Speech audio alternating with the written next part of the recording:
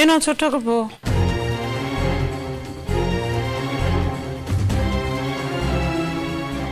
বলছিলাম কি আমার একটা কথা বলার আছে। ওই যে অমিতাভ বাবু আছেন না, মেয়েকে নিয়ে এসেছিল, মেয়েটাকে আমার ভারী ভালো লেগেছে। তোমাদের কেমন লেগেছে? আমি তো ওই কথাই বলছিলাম বৌদি। দেখো এই জাহ্নবী, ওকে তো আর খুঁজেই পাওয়া গেল না। আর রোশনি ওর সঙ্গে তো সম্পর্ক করার কোনো প্রশ্নই উঠছে না। আর ইনফ্যাক্ট ঋষি তো ওকে ক্ষমা ঘেন্না করে নিজের জীবনে আনতেই চাইছে না। তাই আমি ওই কথাটাই বলছিলাম আর কি। তোমরা কি ঋষির আবার বিয়ে দিতে চাইছো? মেজদা, আমিও কিন্তু ভেবেছিলাম যে জাহ্নবীর জন্যই সারা জীবন অপেক্ষা করব, কিন্তু আমার ছেলেটা কেমন দিন দিন হয়ে যাচ্ছে, কিরকম উদাসীন হয়ে যাচ্ছে, সব সময় একটা আনমনা ভাব। কোন দিন দূরে কোথাও পোস্টিং নিয়ে নেবে আমরা জানতেও পারবো না। কেমন আছে না আছে আমরা কেউই বুঝতে পারি না। কথাবার্তাও কম বলে। মনের মধ্যে যে একটা ভার চেপে বসে আছে সেটা আমরা কেউ বুঝতে পারি না মেজদা।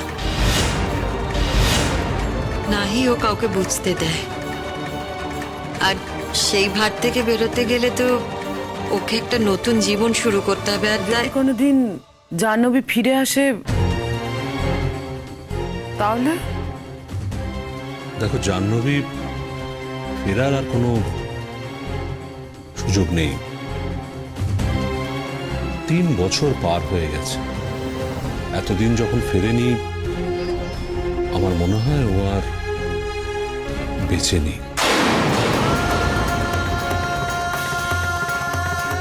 আচ্ছা, তোমাদের মনে আছে ওই খালের পাড়ে একটা দেহ পাওয়া গিয়েছিল?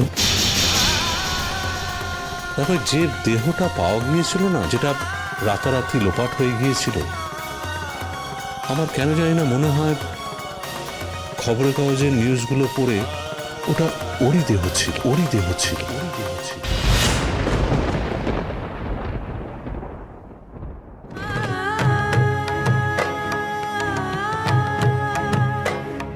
তুমি কাঁদছো কেন?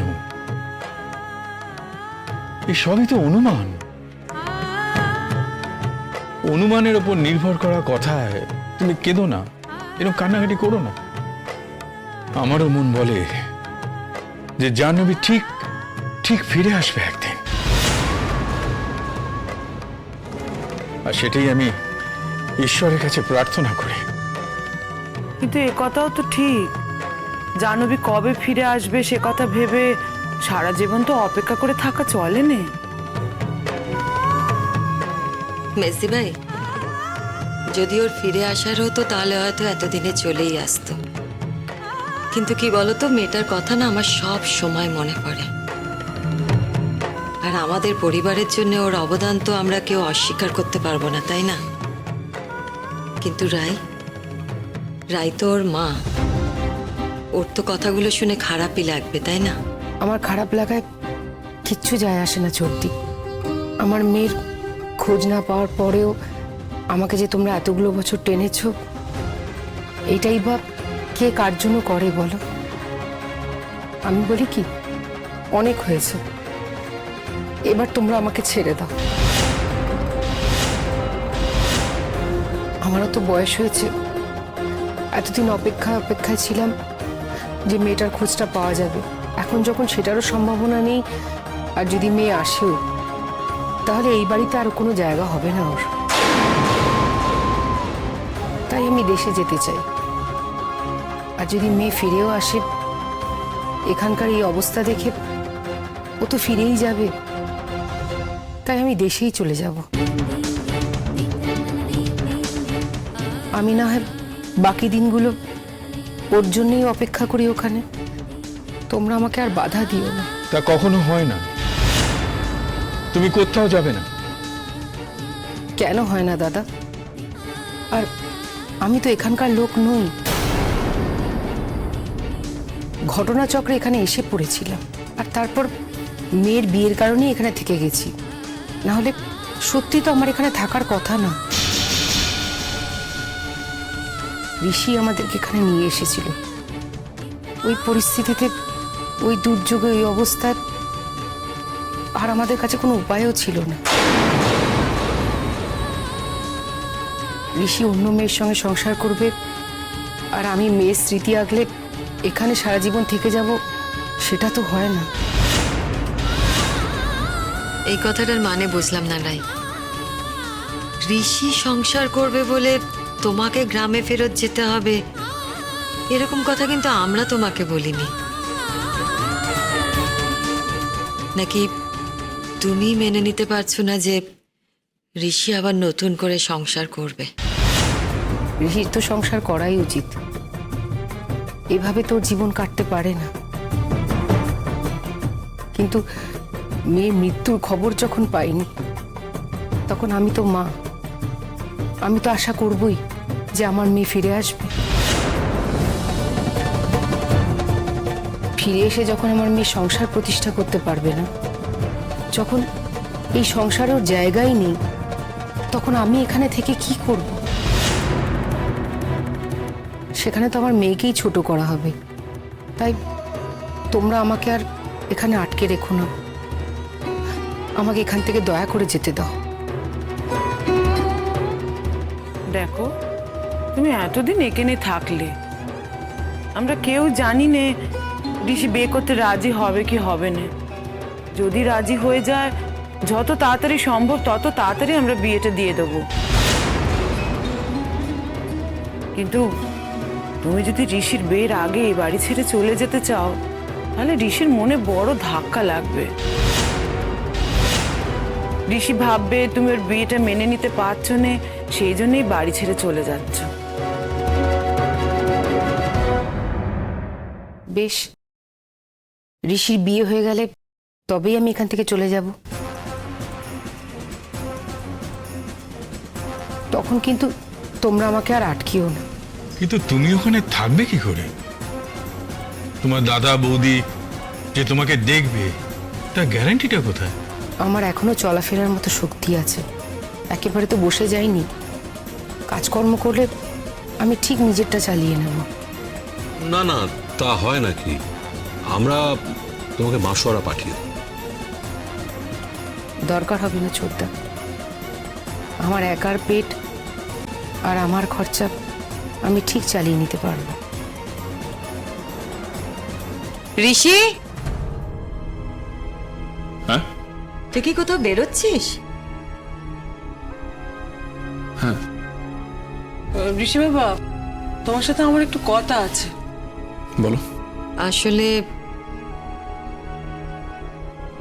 আসলে আমরা সবাই একমত হয়েই তোমাকে কথাটা বলছি ঋষি।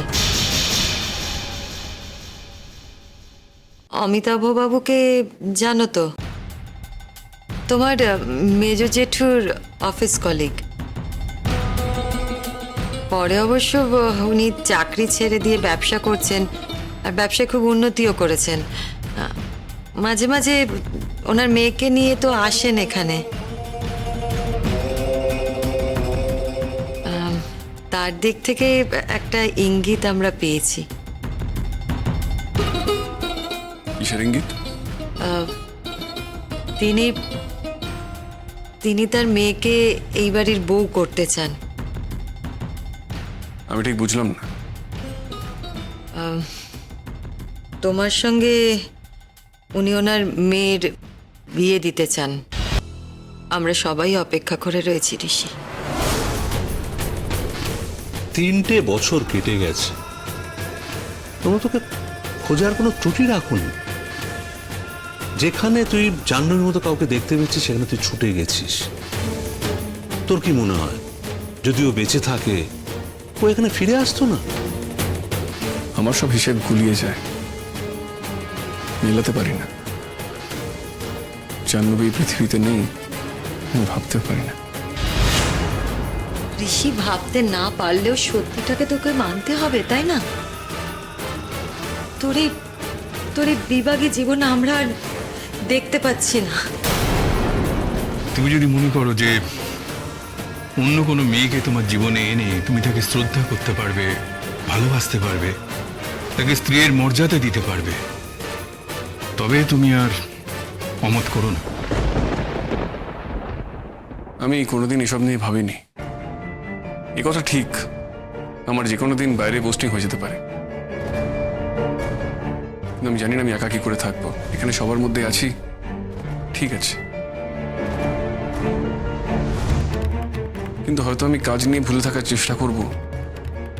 কিন্তু বিশ্বাস করে আমি অন্য কিছু কোনোদিন ভাবিনি। তোমরা বললে শুনলাম, কিন্তু আমি এক্ষুনি আমার মত দিতে পারবো না। আমাকে ভেবে দেখতে হবে।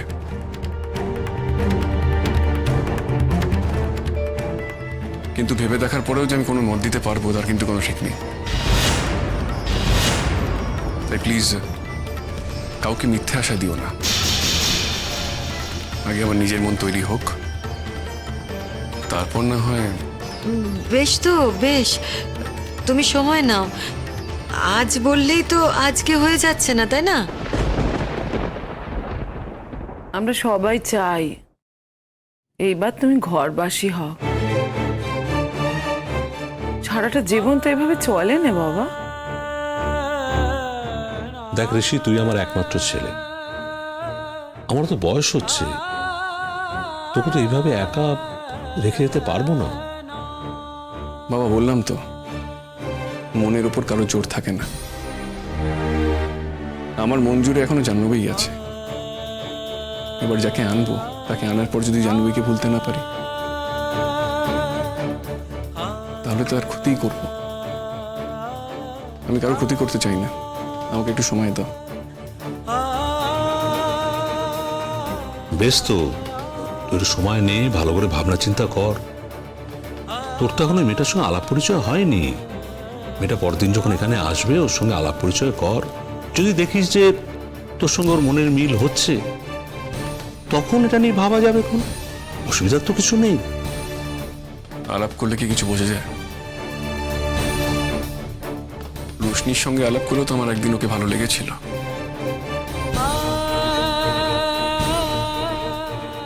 ঋষি, সবাই যে এই পৃথিবীতে রোশনির মতো হবে তার তো কোনো মানে নেই না। এত ভাবছিস কেন?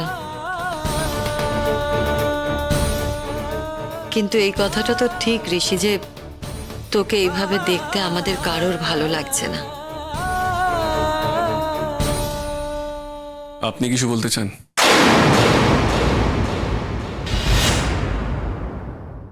আপনি কিছু বলতে চান? না তো।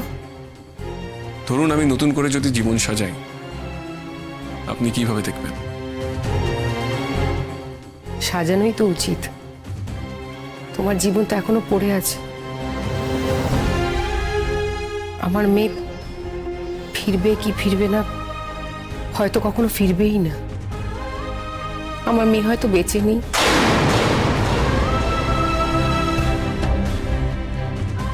তার জন্য তুমি সারাটা জীবন একা একা থাকবে, সেটাও তো আমি দেখতে পারবো না। শুধু একটাই অনুরোধ করেছি, এ বাড়ির সবাইকে অনুরোধ করেছি, তোমার বিয়ে হয়ে যাওয়ার পর আমি এই বাড়ি ছেড়ে চলে যাব। কেন? আমি দেশে ফিরব। এখানে আমার আর ভালো লাগে না থাকতে। বুঝতে পেরেছি। আমি যদি জীবনে নতুন করে কিছু ভাবি, আপনি সেটা অ্যাকসেপ্ট করতে পারবেন না। অ্যাকসেপ্ট করতে পারার কথাও তো নয়।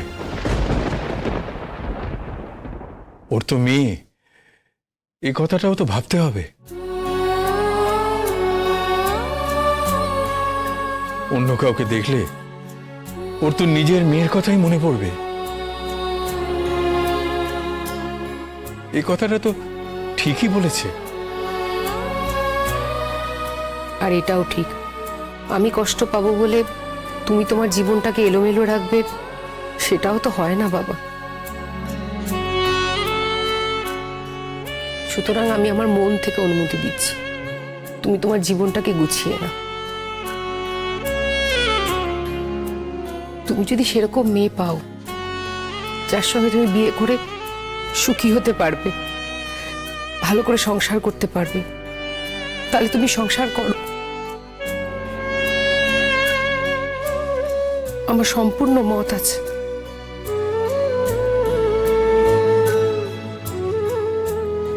আমি কিন্তু এখনো বলিনি আমি নতুন সংসার করব। আমি বলেছি আমি ভেবে দেখব। আর ভেবে দেখা মানে এটা না আমি হ্যাঁ বলে দিয়েছি। আমি নাও বলতে পারি ভেবে দেখার পর। আসলে একা থাকাটা খুব ভয়ঙ্কর। সবার সঙ্গে আছি বলে আমি বুঝতে পারছি না। ভুল করছিস ঋষি, তুই কিন্তু সবার মাঝখানে থেকেও একা। হ্যাঁ রে, দেখ তোর দাদা বৌদি কি সুন্দরভাবে সংসার করছে, আমরা সবাই যার যা নিজেদের সংসারে ব্যস্ত। আর তুই একটা এত ছোট ছেলে, সর্বক্ষণ নিজের কাজ নিয়ে ব্যস্ত থাকিস। তোর এই অবস্থাটা মা হিসেবে আমি কি করে সহ্য করি বলতো? আমরা কিন্তু অনেক ভেবেচিন্তেই এই কথাটা বলছি। তুমি একটু ভেবে দেখো ঋষি বাবা, ওই অমিতাভ বাবুর সঙ্গে তোমার জেঠুমনির কিন্তু দীর্ঘদিনের আলাপ পরিচয়। মেয়েটি সুশিক্ষিত, আমাদের সংসারে এলে মানিয়েও যাবে। হ্যাঁ, অমিতাভর শাসন ভালো, ওর মেয়ে খুব ভালো, সে ব্যাপারে কোনো সন্দেহ নেই। তবু আমি একটা কথা বলবো, তুমি যা করবে ভাবনা চিন্তা করেই করবে। জোর করে আমাদের চাওয়ায় তুমি কিছু করো না, কেমন? একটু একটু পজিটিভলি ভাব ঋষি। ধর আর যদি তোর একটা দূরে কোথাও পোস্টিং হয়ে যায়, তখন তোকে ওখানে গিয়ে একা থাকতে হবে। তোর কি ভালো লাগবে ওখানে একা একা থাকতে?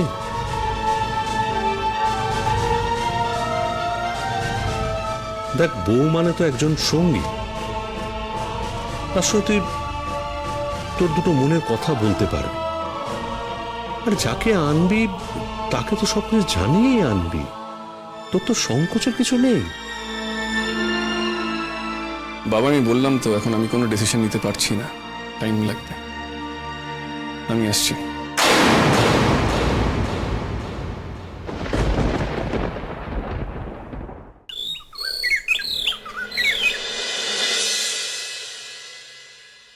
হ্যালো, হ্যাঁ, কে বলছেন? আমি অমিতাভ বসু বলছি।